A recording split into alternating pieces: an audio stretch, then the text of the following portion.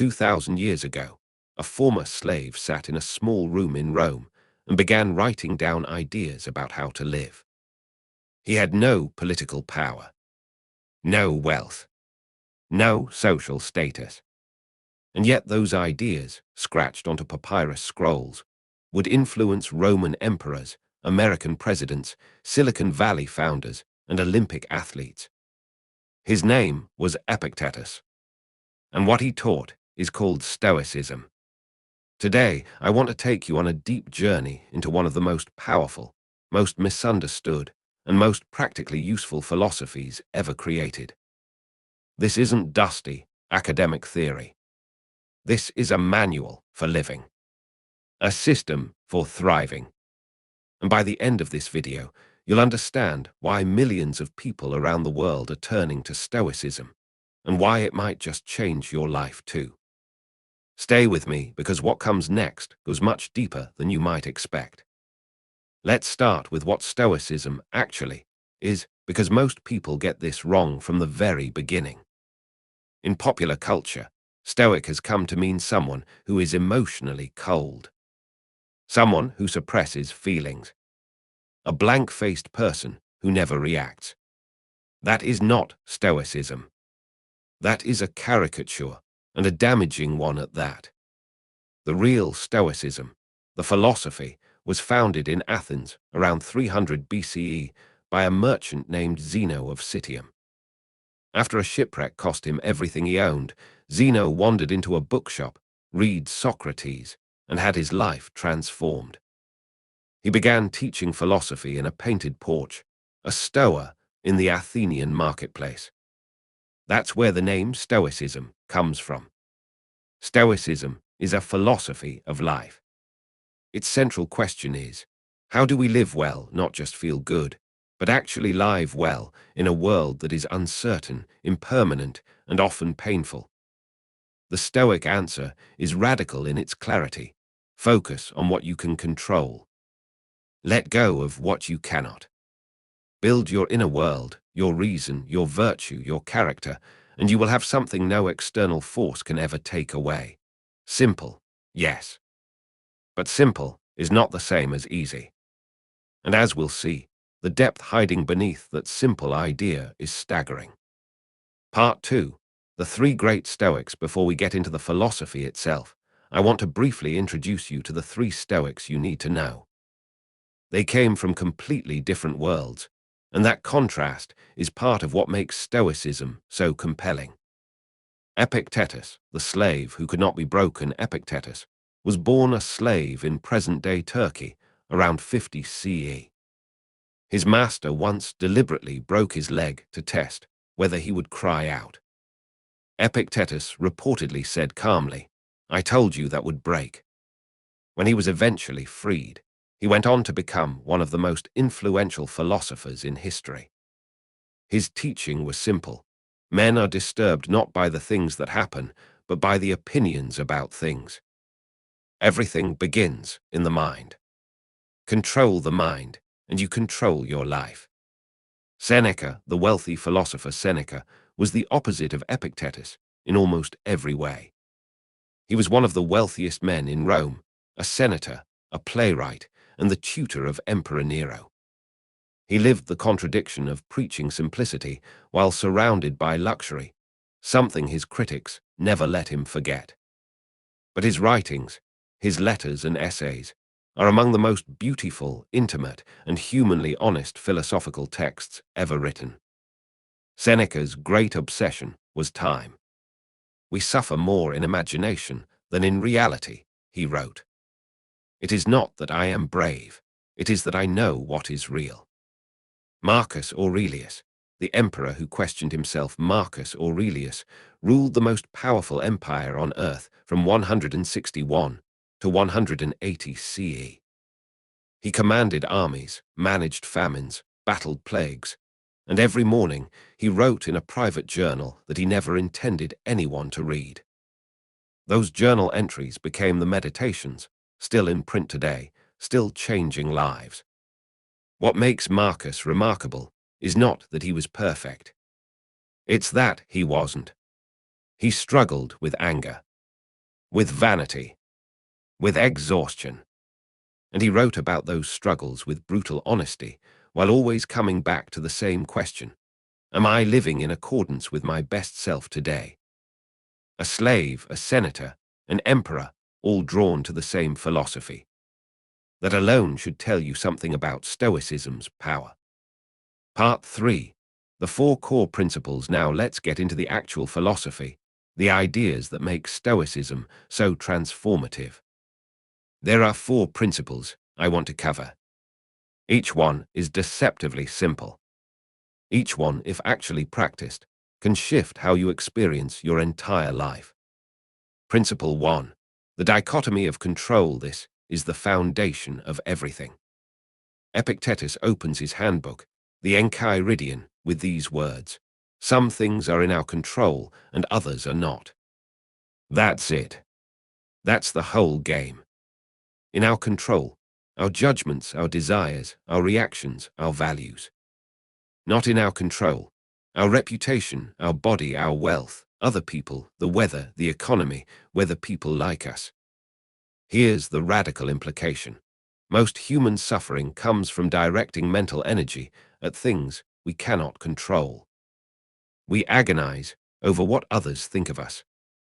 We are devastated when plans fall apart. We panic about events that haven't happened yet. The Stoics say, stop. Not because those things don't matter, but because your suffering over them changes nothing about them while costing you everything. Think about the last time you were truly anxious. Now ask yourself honestly, was that anxiety about something in your control? Or something outside it? That question is the beginning of Stoic practice. Principle 2. Memento Mori. Remember that you will die. This might sound morbid. The Stoics thought it was the opposite of morbid.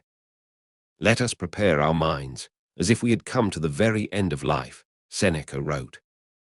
Let us postpone nothing. Let us balance life's books each day. The Stoics believed that meditating on death, not in a depressive way, but in a clarifying way, was essential to living fully. When you remember that this day may be your last, suddenly the small irritations lose their grip. Suddenly what matters becomes obvious. Marcus Aurelius used to pause before complaining about something trivial, a bad meal, an annoying official, and remind himself, you will die. All of this will pass. Is this truly worth your time? That practice didn't make him pessimistic. It made him present. Principle 3. Amor Fati. Love of fate. Amor Fati is one of the most radical ideas in all of philosophy. It means not just accepting what happens, but loving it, welcoming it, seeing everything that comes your way, including pain, failure, loss, as something to be embraced rather than merely endured. Nietzsche, himself deeply influenced by the Stoics, called Amor Fati his formula for greatness. He wrote, not merely to endure what is necessary, still less to conceal it, but to love it. The Stoics understood that resistance to reality is a form of suffering we inflict on ourselves. When you stop fighting what is, when you stop wishing things were otherwise, a kind of freedom opens up that no circumstance can close. This doesn't mean passive acceptance of injustice. It means, when something cannot be changed, stop spending emotional energy in rage against it. Channel that energy into what you can do next.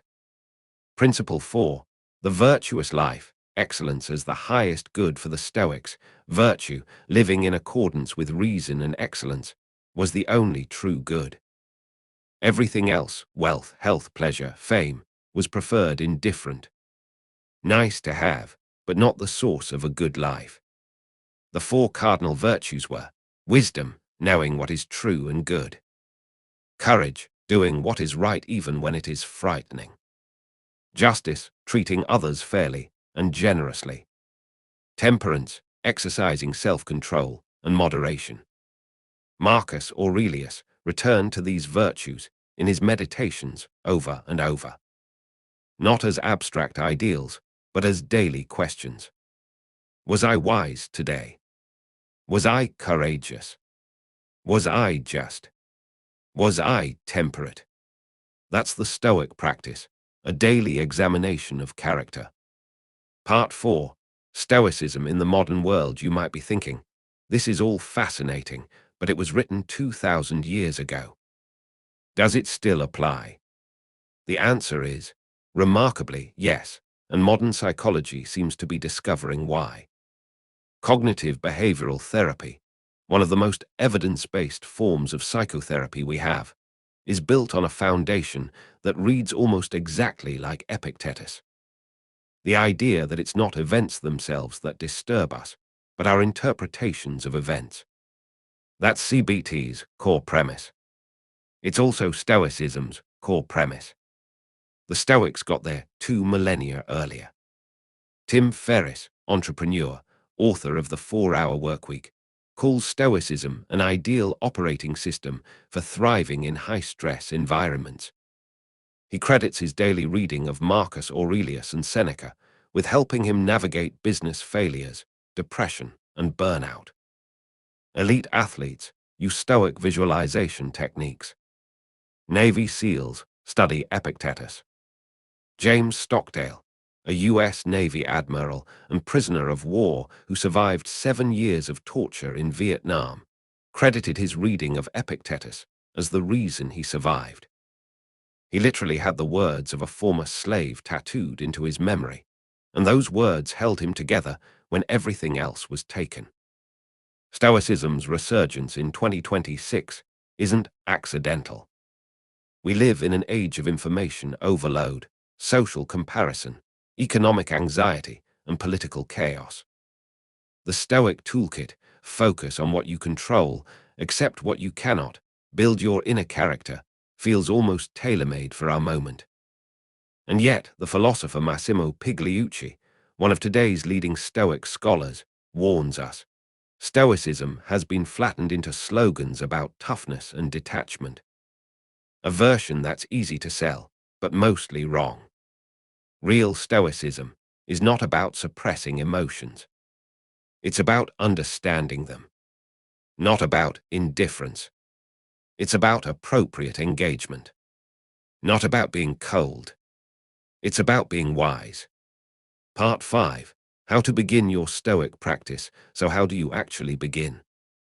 Here are 4 practices you can start today, not in some abstract future, but literally after this video ends. 1. Morning reflection. Marcus Aurelius started every day by asking himself, what is the work of today? What could go wrong? How will I meet it with virtue? Take 5 minutes each morning, before your phone, before the news, to set your philosophical compass. What do you want to be today? What will you focus on? What will you let go of? 2. Negative visualization. Deliberately imagine losing something you love, a relationship, your health, your job. The Stoics called this premeditatio malorum, the premeditation of evils. Not to be pessimistic, but to remember the value of what you have before you lose it. Research in positive psychology actually confirms this practice increases gratitude and life satisfaction. 3. The daily journal. Seneca wrote letters. Marcus wrote his meditations. You write a journal. Every evening, ask, what did I do well today? Where did I fall short? What did I learn? This is not self-flagellation. It is honest accounting, the philosopher's version of the gym. 4. Read the primary texts. Not summaries. Not Instagram quotes. The actual words of these men. The Meditations by Marcus Aurelius. The Letters of Seneca. The Enchiridion of Epictetus. They are short. They are beautiful. They are available free online. Start with the Meditations, pick it up, open to any page, and read for 10 minutes. I promise you will find something that feels like it was written for you, today, right now. Closing Stoicism is not a self-help trend. It's not a productivity hack. It's not a brand. It is a 2,400-year-old conversation about what it means to be human, to be mortal, to be vulnerable, to be capable of reason, and to choose, every single day, how we respond to the world we find ourselves in. A slave, a senator, and an emperor all sat with these same questions. They didn't have all the answers. Neither do we. But in asking the questions, seriously, honestly, repeatedly, we begin to live more carefully, more fully, more freely. Marcus Aurelius wrote in his Meditations, privately, for no audience, these words: confine yourself to the present. Not the past you cannot change. Not the future you cannot see. Just this moment. Just this choice. Just who you will be right now. That's Stoicism. And it's been waiting for you for over 2,000 years. If this video sparked something in you, please hit the like button and subscribe. I have a whole series planned on philosophy, ideas, and the great questions of human existence. Drop a comment below. Which of the 4 Stoic principles resonated most with you? I read everyone. Until next time, take care of your inner world. Everything else will follow.